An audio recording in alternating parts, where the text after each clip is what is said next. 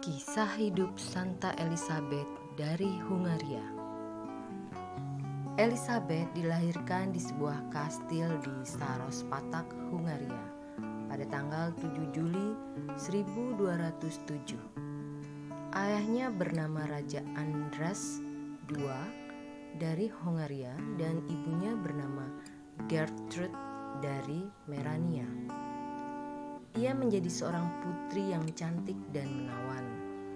Pada masa kecilnya, saat berumur 4 tahun, ia sudah dibawa ke istana Raja Thuringen di Jerman Tengah untuk diperkenalkan menjadi calon mempelai bagi Pangeran Thuringen.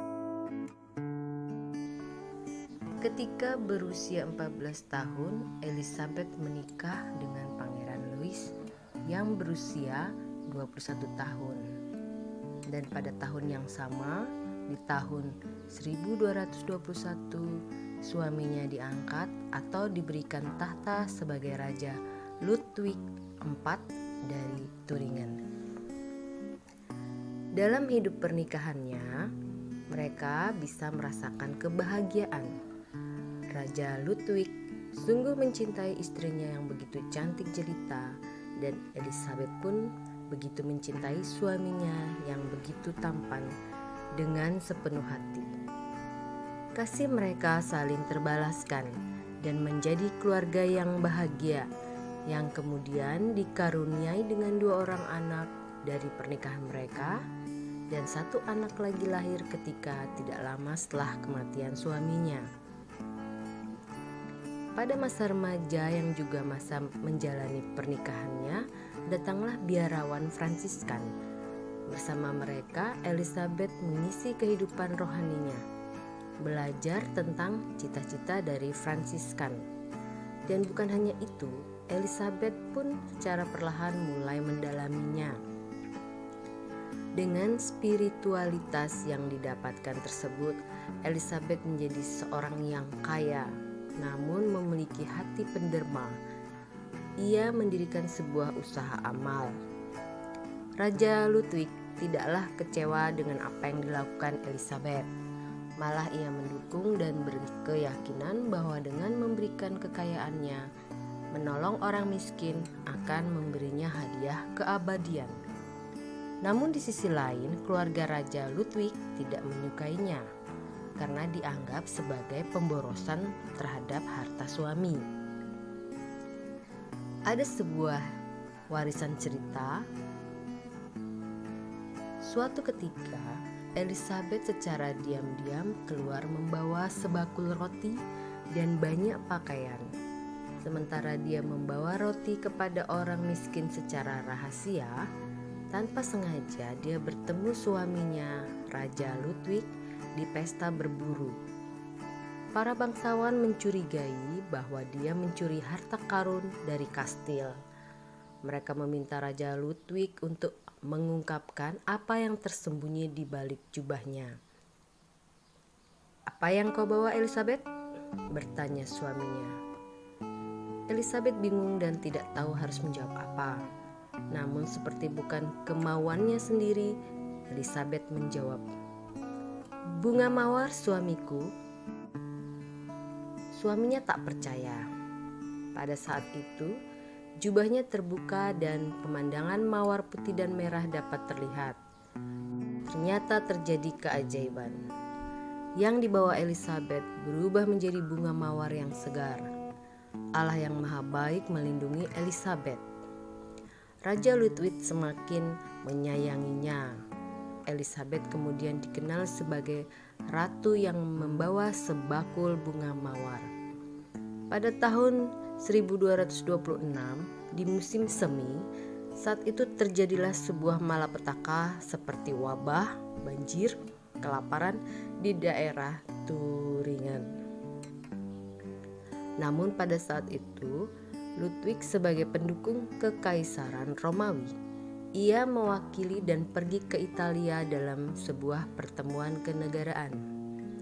Keadaan itu membuat Elizabeth berusaha keras mengendalikan pemerintahan dalam negeri dan memberikan bantuan ke semua bagian wilayah yang terkena bencana. bahkan sampai mendermakan jubah kenegaraan beserta hiasannya kepada orang miskin. Ia juga mendirikan sebuah rumah sakit dengan kapasitas 28 ranjang di bawah kastil Wartburg.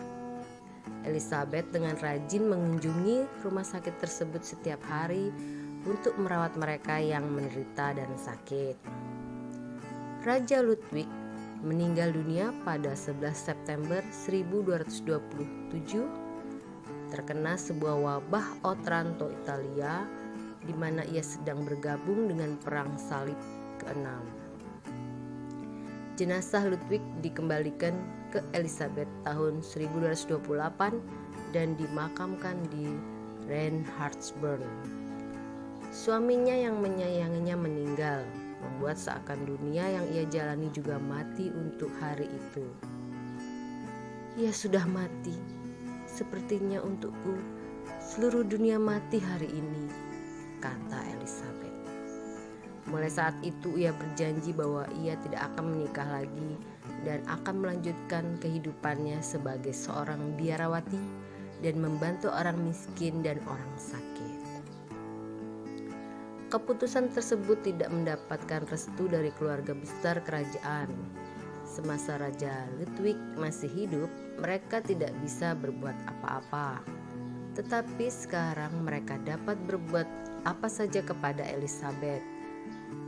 Rasa dan tindakan tidak suka itu mulai dimunculkan secara jelas oleh saudara-saudara Raja Ludwig. Elizabeth diusir dari istana beserta ketiga anak-anaknya dan menjalani kehidupan di luar istana. Ia merasakan penderitaan, kelaparan, dan kedinginan. Namun keadaan itu tidak membuatnya menyerah.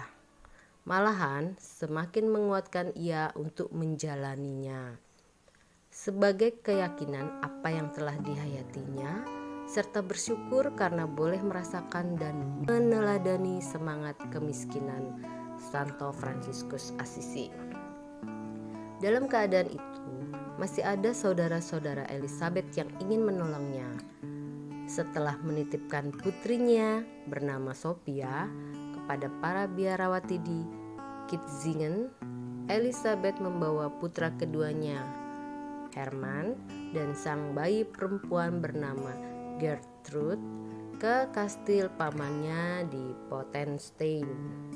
Namun di sana ia diperlakukan sebagai seorang tawanan. Dari banyak pihak keluarga, bahkan dari uskup yang menjabat saat itu, memaksanya untuk menikah lagi. Elizabeth tetap mempertahankan pendiriannya dan berpegang teguh pada sumpahnya untuk tidak menikah lagi.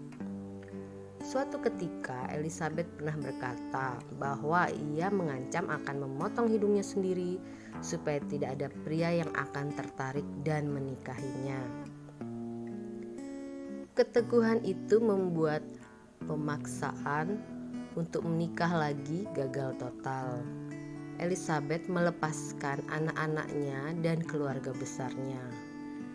Elizabeth memutuskan untuk tinggal di sebuah desa miskin dan menghabiskan sisa hidupnya dengan melayani mereka yang sakit dan miskin. Dengan harta dan mas kawin yang masih tersisa, ia mendirikan sebuah rumah sakit di Marburg. Elizabeth menjalani kehidupan bersama Ordo Fransiskan dengan melayani yang miskin dan sakit. Bahkan pernah diceritakan, ia sampai pergi memancing untuk mendapatkan tambahan uang untuk membeli obat-obatan bagi kaum miskin yang dikasihinya. Ia menjalani hidupnya sampai pada usia 24 tahun. Ia meninggal pada 17 November 1231 di Marburg yang disebabkan kejadian alami karena sakit dan keletihan fisik. Menjelang ajalnya, orang dapat mendengarnya bersenandung pelan di atas pembaringannya. Ia yakin betul bahwa Yesus akan membawanya kepadanya. Setelah meninggalnya Elizabeth, terjadi banyak mukjizat, terutama sebuah keajaiban dalam penyembuhan yang terjadi di makamnya, di dalam gereja, dan di rumah sakit yang didirikannya.